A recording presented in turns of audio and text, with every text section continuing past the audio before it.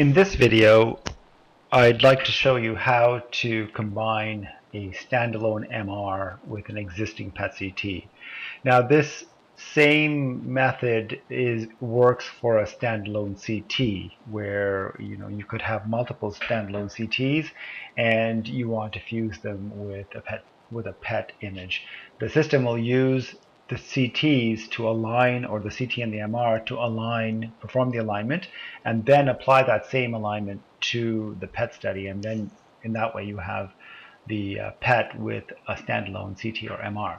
So in this case I have MR data, and what I have here is a PET CT of the head and an MR data set of the head. They're two different studies taken obviously on two different scanners, and the system will load them as two separate studies, as it should. So here's the PET CT of the head, and here's the MR of the head, and I have a tool here that allows me to fuse the studies together, and I get the warning to let me know that I'm going to be combining images from two different studies.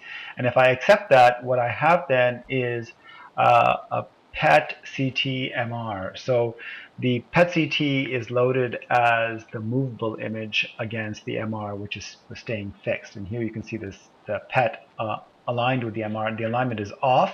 So what I can do is I can go into my registration tab, I can change and take a look at how the CT aligns with the MR, and I can see that's wrong. I can ask to do an automated registration, and it does a fairly good job. May need a little bit of a correction. Here I can say, okay, let's rotate this a little bit, move this up a little bit, and I can change the granularity if I like. And if I'm happy with that, I can go back to the PET superimposed on the MR, and at that point I can do all of my manipulations, including making measurements of SUV should I want to. Now, the other thing I can do, having created this modified PET CT set, I can export it back to either my PACS or to the database. So I will say, okay, let's export the data back to my database, and I say yes. And the reason you want to do this is that so that your tech can do the alignment for you, and so when you come back, all you have to load is the MR PET CT data that is already registered. So I'm just going to close this. I'm not going to save the measurements, but if I go back now to my MR data set and refresh, I have an MR and a PET CT, and it's labeled that it's been created by the Convergent Fusion system on May 15th. Now if I load all three, they will load as a PET CT MR already fused, and you don't have to do the alignment.